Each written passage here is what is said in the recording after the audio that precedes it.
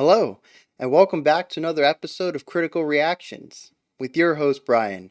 It's Tuesday. We're going to keep moving on with this week's theme of Wall of Sound, looking at songs that either have this single wall of auditory energy or possibly songs that utilize the wall of sound production technique popularized in the 60s. Today, we're going to be looking at a band called Electric Wizard. Funeralopolis. That is a fun word to say, even though it is not a fun word, I don't think, by definition. But let's dig into this.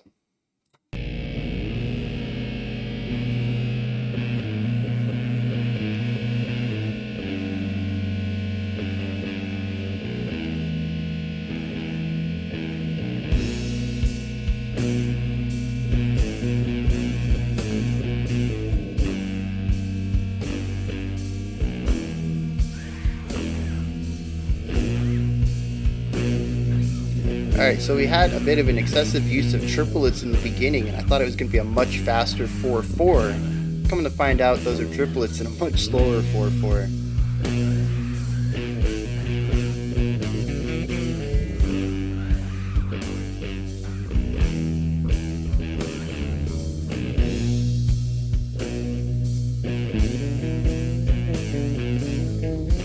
Yeah.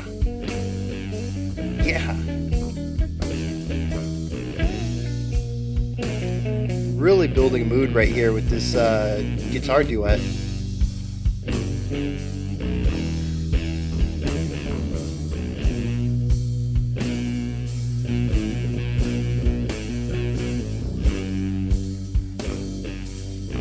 It's lethargic, but I love how it's switching up between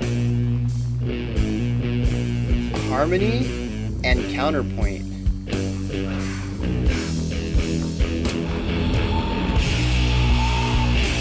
Oh my god.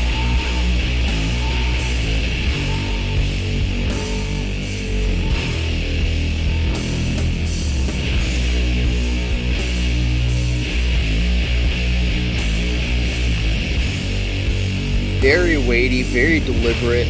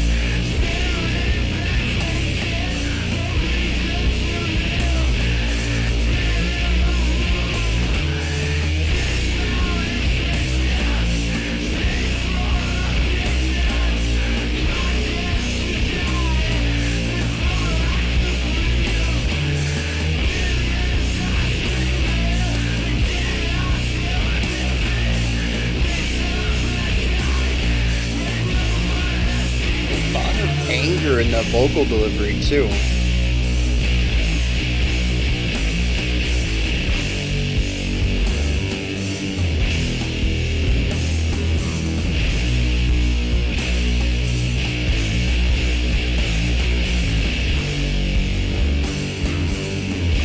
Yeah, let's get that bass in there.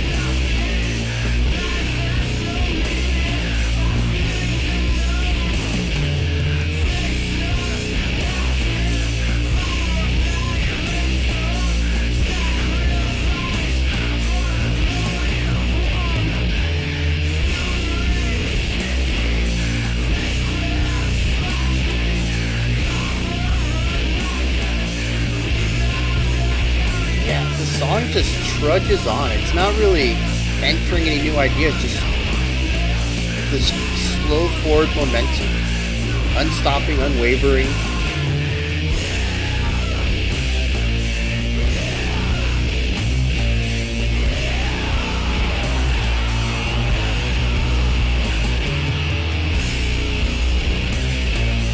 And it's also interesting to hear that lo-fi heavy compressed vocals against not as lo-fi guitars. They're still heavily compressed. A lot of the chord guitar timbre is missing. But the guitar and bass and drums are very clean, contrasted with the vocals.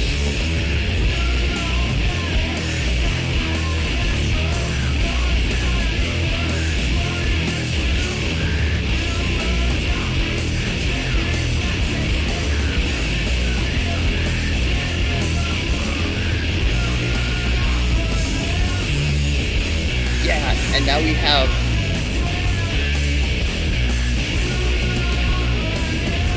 okay.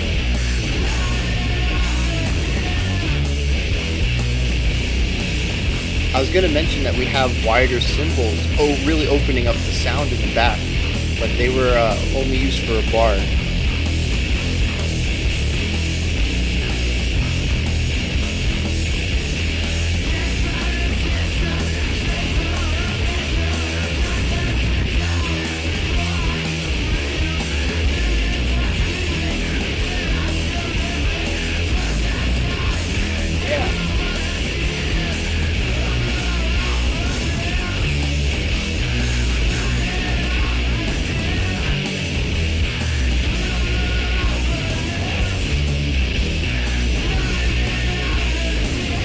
And see, that's where the lo-fi really shines.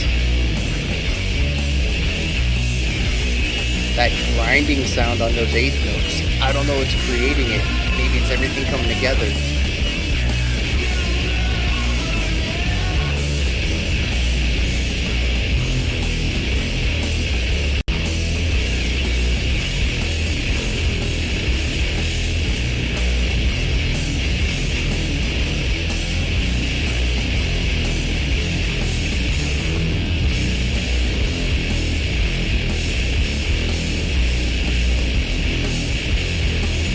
Yeah. Put a little bit of swing into those snare rates. Getting a little bouncy. Getting a little fun, which is interesting.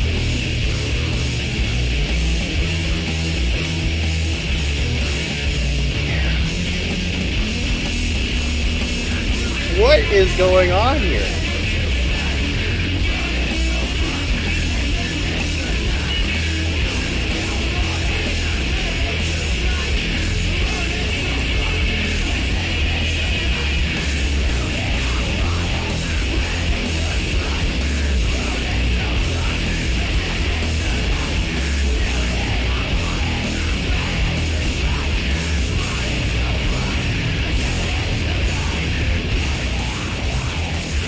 Whoa!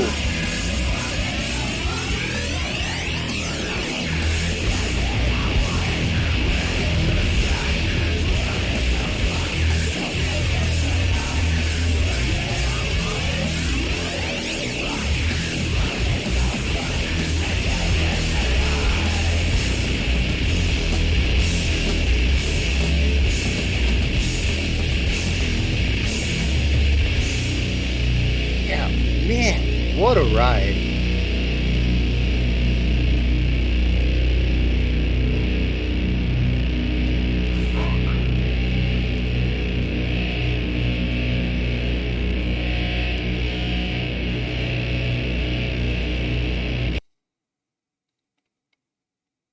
Golly. I was so into I forgot to put that this guy. Oh man. So yeah, like, subscribe, and share. I don't normally do that, but usually I remember to put that up during the video. So yeah, that was enthralling. 100%. And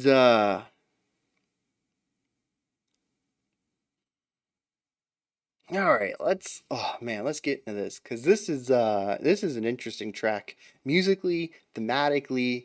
Uh, it's just all right.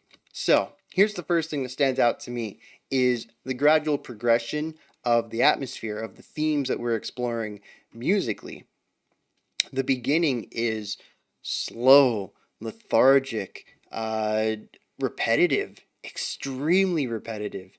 I mentioned like somewhere around probably the midpoint that the song was just trudging along. It wasn't trying to do anything new.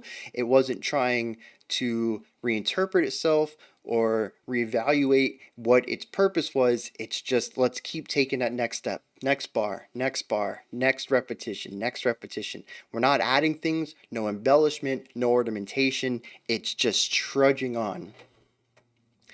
And it really isn't until the last 3 minutes maybe, uh, where we start to see the song pick up and constantly change and evolve from this sludge like tempo and lack of movement, lack of any sort of variation or change, and then ramping both of those ideas up a lot.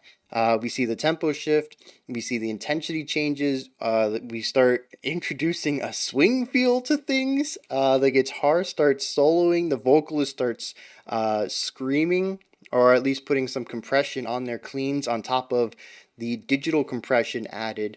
Um, it is just a wild constant acceleration there at the end. And I think all of this just ties together so beautifully. I want to talk about some of the music first before we dive into how everything links up and fits together. But yeah, I promise stick around.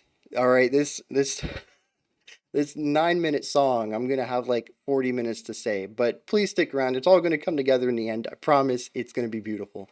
Um, so the beginning, I think, is really interesting. How we don't just start out with the trudging sludge sound. We actually start out with two guitars in complete sparseness, and they're they start out kind of doing their own thing. Both guitars, I think we start out with just the left pan guitar. Our right pan comes in not too long after, maybe 4 bars or so, if I remember correctly. But it's counterpoint. I mentioned how they were moving between counterpoint and harmonizing, and I think that's not true. Because as soon as I mentioned that, we had no more counterpoint. It was pretty much pure harmonization after that. So I think it starts out as counterpoint and then slowly moves into harmonization before we bring in the drums. Maybe the drums were already going in at that point. Before we move into the distorted section, because I think these were fairly clean guitars at the beginning. Um, but something else. Oh, we did start with a single guitar because I mentioned that I felt, and I'm pretty sure if you go back and look at my head nodding at the very beginning, it's quite a bit faster than when the tempo kicks in, but it isn't an exact like twice as fast or something like that. And it's because I was feeling the triplets at the beginning as quarter notes. So not only did I think we were going to be at a faster tempo, but I also misread what notes were getting the beat, which made it even faster of a feeling. So when the drums came in and hammered in that slower 4/4 that the triplets were fitting within, it felt even more of like just slamming on the brakes for me. Um, and I'm not sure if that's intentional or what. Maybe that's just how I felt the song on a first listen. I doubt I would feel that again, knowing it's going to be in a slower 4/4. But it was this interesting, like reversal. It felt like it was going to be a faster track, and then just complete opposite. Then we have two guitars kind of doing their own thing, and then slowly coming together before the volume and intensity ramps up and we bring in the main like 4 minutes, 5 minutes, the core aspect of the intro. We bring in that hard, heavy, slow, repetitive guitar work. This is that wall of sound. And it does a fantastic job of contrasting what we just listened to, even ignoring the fact that we had uh, counterpoint versus this singular identity. Once we started harmonizing, there's still even contrast there, just in the raw force and weight and power, volume, uh, even sound. We went from something at least a little cleaner into this heavy, fuzzy distortion. And it is just, it's such a shift. And that contrast is going to be something that we see throughout this entire track, at least in spurts. Like I said, we're going to sit in this idea, this slow, repetitive idea for quite a while. The vocals come in, and this is where the mix really interests me, because up to this point, everything is rather clean. It has a bit of a lo-fi aesthetic to it, but it's not dominant. It's not prevalent. It's not like some of the lo-fi black metal that we've listened to in the past, where even the guitars kind of sound tinny or distant. The guitars, the bass, even when it has its few lines where it either gets boosted up in the EQ, or just the fact that it's not playing what the guitars are playing allows it to be heard a little bit better. Everything is crisp and clear for the most part. Now we kind of see a little bit in the next section where there is a bit of rounding off of the corners and kind of making everything more of a singular sound, not as crisp and clear, and how that helps create specific textures later on. So it's not like this is a pop production where everything is super crisp and clear, but it's, like I said, it's not ridiculously compressed, and a lot of the color and the timbre has been removed. There's still a unique identifier aspect to each of the voices so far. The vocals come in, and this is where the lo-fi really ramps up to 100%. It is heavily compressed, pushed down into the mix. There's so much destruction to the original vocal part with compression, with any of the effects they're using. It removes so much of that natural color, that natural timbre of the vocals, and makes it sound inhuman in some ways. Um, at least for me, that comes about in sort of the widthiness of it. Not that it's wide in the soundscape. It's not like it feels like it's stretched beyond the soundstage. It's still very centered, but there's this trailing off on like around. I don't know how to do. I don't know how to talk about this because it's a production aspect I don't think I've run into before. Um, but it is just not a very narrow, and maybe it's a reverb thing, a reverb with some sort of heavy trail, um, and the compression might amplify that. Maybe there's some sort of a small phaser effect or an element of a phaser effect on it. I'm not really sure what brings about this, but it feels like the sound is huge but centered. It's not like I'm being enveloped by it. It feels like a very large, concentrated, centered blast, a centered auditory blast. And it feels like it tapers off forever. There's just such a dragging to it. Uh, like I said, the song doesn't want to go anywhere. The song is just this repetitive step in front of each other, not changing. And I feel that in the vocal effects as well. When he stops creating sound with his voice, it still lingers for a while, and it is it's this lethargy being applied to the vocal production, to the vocal, well, not necessarily delivery, but the vocal production. And then it's just this embodiment of standing still and not wanting to do anything, and not changing, not wanting to proceed or evolve or grow or move in any direction. It just wants to continue being as is. So when he finishes a syllable or a sound, it still just kind of lingers there. It doesn't want to change. It doesn't want to go away. It doesn't want to fade. It just wants to linger and continue to exist, to continue to be in its current state. And no, that's representative of that entire middle part of the song. And I think it's phenomenal that they found a way to inject that idea into the vocals because it does not show up in the end.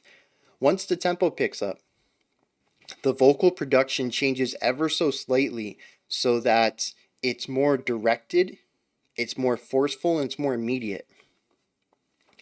So yeah, very conscious decision, I'd say, there to input some of the song's characteristics into the vocal delivery. Now, I also think it's interesting given how the vocals are really pushed down into the music.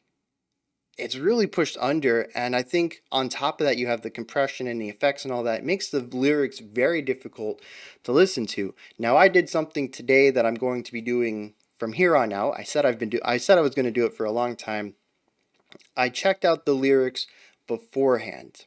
I don't know all the lyrics. I'm not going to get into a lyric dissection, but I understand the lyrical themes of the song, and I'm going to apply that to the music because there is some really strong synergy here that I think works phenomenally. So the song is about it's apathetic, which I think just it works so well with the musical themes of not really caring, of not really believing that there's any purpose. Nihilistic, I think, is a good word for it. And if I remember correct, I think nihilism even pops up in the lyrics somewhere, like the word nihilism. So yeah, so we have this song. First half just doesn't want to move, doesn't want to change, and it's something about the destruction of the earth, the slow decay of the earth. Which I mean, when was this song created? 2000, maybe 2006, maybe 2000. Anyways, a while ago. And even then, they were talking about how the world, they weren't necessarily alluding to the people in power, but humans as a whole are destroying the earth. And I think it's interesting how that topic is still appropriate. We still have this slow decay of the planet, this marching along, not wanting to change the ways to improve things, to just constantly march ahead with what you've done because, yeah, they've worked so far, even if they are being destructive. And that's the entire thing about the song at the beginning. We have all these. Now, I know the production is probably an artistic choice by Electric Wizard. All the songs probably sound like that, but bear with me here because I think this is really neat. There is a lot of destruction in the music itself. It makes me think that the opening part of the song, emptiness, two guitars doing their own things, this is sort of in a way, and I'm probably reading into this, but I think it's really cool. Big Bang. Two particles colliding, doing their own things, coming together to harmonize and creating this thing that's beautiful, and slowly getting warped and distorted as the guitar uh, distortion or feedback or whatever fades in before we get into that heavy electric section where everything's distorted, everything's destroyed. There's this destruction on all of the audio, the guitar, the bass, the vocals. Everything is not as it is naturally. Everything has been distorted to this, losing a lot of its natural color, which is what I talked about earlier. And this is the part where the vocals come in and start speaking about the slow decay of the earth. So we had this thing that was beautiful, and now we've warped and twisted it into this dissonant, destructive thing. Dissonance isn't the right word because the song is actually fairly harmonious note-wise, but the tones, the destruction, the amplification, the overdrive, the compression, we're really pulling out a lot of that natural color from the guitars, from the bass, from the vocals, and applying this gritty dirtiness on top of it. And it works so well. The storytelling is beautiful. Um, And the lyrics go on, the song goes on. We get to the part where it starts ramping up. And this is the part where the nihilism kicks in the lyrics to 11. And he says something along the lines of, "We have the means to destroy the world." I think he talks about nukes, so he says, "Let's just do it. Let's nuke the earth. We're done."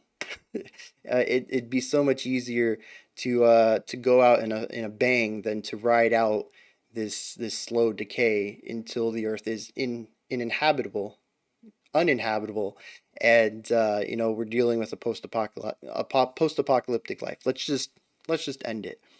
And it's interesting that right around this time, when this nihilism kicks up from apathy, just kind of like, whatever, things suck, we're just gonna, I'm just gonna point it out, to let's do something about this. Obviously, it's an extreme nihilistic viewpoint of doing something, but there's energy, there's direction, there's momentum, there's a purpose, there's a plan. Huge difference from the earlier section.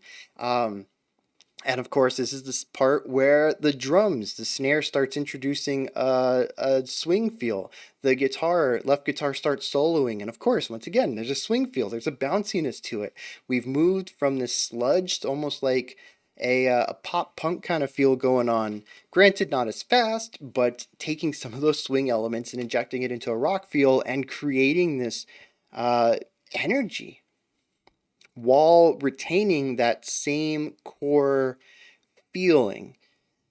And I think that's key as well, because the right guitar and the basis of the drum rhythm, when you remove the flourishes, the little swing flourishes, or the extra cymbal work, it's still the basis. The foundation is still from that slow section prior to this. So, we have this energy, this momentum, this direction, but the foundation is not different. We're still looking at a destruction of the earth. This plan is not a fix for the issues that were pointed out earlier. It's an acceleration of the issues that were pointed out earlier. And I think it's just fantastic. Like I said, everything's just lined. I was so excited to start this analysis. And I don't know if you can still feel that energy. I feel like I'm moving at a blistering speed through this, but I keep wanting to move on. Um, so yeah, and then actually I think that's it. That covers the thematic cohesion between all the aspects of the song. Um, yeah, but yeah, just overall phenomenal storytelling here. I said this was going to be like 40 minutes, and I did it in like 15, but I also feel like I sped talk through everything. I wanted to talk about the theme so much, but I also wanted to lay down the groundwork for that and what was happening musically. Um, but I also just really also appreciate the musicianship here, and the restraint. It's very palpable that you can feel that these are talented musicians, who have such a wide variety of performance and playing. Their chops go from everything from the patience required for sludge to some of that fun, upbeat aspects of pop punk and even some jazzier elements going on. But they also keep this heavy weight that I think rock/metal kind of works well, and they find a way to balance it all while um, also bringing in this just dark apathy, dark nihilism to the track as well. And somehow it all works. And I think a lot of that is the story that it's telling and the way that it all comes together. And to say that I'm impressed might be an understatement. And yeah, I'm gonna, like I said, I'm gonna continue doing this thing where I look at the lyrics first, even if I'm not trying to understand everything. At least if I can just kind of get the gist of things. I think it's really gonna help with some of these analyses. So yeah, I think that's gonna be it for this one. The wall of sound was not as strong as. Am I being desensitized to wall of sound? Cult of Luna, I felt yesterday, was not as strong as I was expecting, and today's really wasn't Oh, something else I want to talk about is the way that the destruction in the production helps create new sounds, new timbres, new tones. Um, there is this grinding sound that happened somewhere in the second half of the track. We were definitely ramping up the tempo, but it was not in the final few minutes, final couple of minutes, I suppose. And I think part of it was definitely a snare roll, quarter notes maybe. Um, but there was something else, almost like a chugging thing, which makes me think that it was maybe a palm muted guitar. But every time it came on, I'm pretty sure I heard the two guitars doing clean stuff, or at least not muted stuff. So I'm not really sure where it comes from, but it is one of those cool little things that I've talked about compression before, and timbre destruction as textural things. They change the way that a sound is interpreted, that it's heard, that it's felt. Even when we add that heavy compression to the vocals, he might be singing clean, and I would say that maybe even if he might have a little bit of grit in his voice, but for the most part, I'd say it's rather a clean vocal that comes across as very not clean and has this, static, inhuman element to it. Something that words that I typically use to describe harsh vocals. Um, so I've always talked about it in ways of changing the tone of something, but here there's some sort of cross-talk feedback, something going on between some of these instruments that when they're playing these eighth notes together with all of this compression and tonal destruction, it creates this mechanical grinding sound, and that's phenomenal. I mean, I guess technically it could be a sample, or some sort of sound effect, which they did utilize. Not too long after the ending, we introduced a ton of interesting electronic ambient tones that were just like panning and sweeping. Um, so it isn't above them to, or it isn't below them to utilize uh, sounds that don't come from the guitars, bass, drums, or vocals. It's very possible that that was a digital aspect added, but it also, maybe it's just because the snare was playing in time with it. It makes me feel like it's coming from within the band. Maybe it's not. I don't know. I'm gonna have to go back and listen to that now. And then yeah, another sort of pulling the rug out from under me. First, we had that tempo shift at the beginning that was just like slamming on the brakes. But then, we have this ramping up of intensity and tempo. We're moving into the final section, and I'm ready for this. I'm on a roller coaster ride. I thought we were here. I got drugged down here. Now we're all the way up here. I'm here for this. Let's see where we're going. And then out of left field, all of these wild electronic sounds come in, and it just works. It just fits, and it's a surprise. And I think that's what I'm going to be walking away from this group with is utter respect for their use of surprise, and doing things that fit, even if it's not necessarily something that makes complete sense musically, because they have a larger idea, thematic idea in mind. And they just have such a good grasp. Like I said, storytelling. They excel at that musical storytelling that interweaves with the lyrical ideas going on, and it is just phenomenal. I'm not going to say that this is a song I'm going to listen to often. Might be one of those one or two times I'm glad I've listened to it. I think they did a fantastic job, but just not my cup of tea for casual listening kind of deals. But yeah, I'm impressed. We're gonna have to look at more Electric Wizard. Like I said, probably on the channel. I don't know if this is a band I would listen to in my free time. Maybe listen to an album once again and just say, yeah, I'm glad I listened to that. It's enriched my life.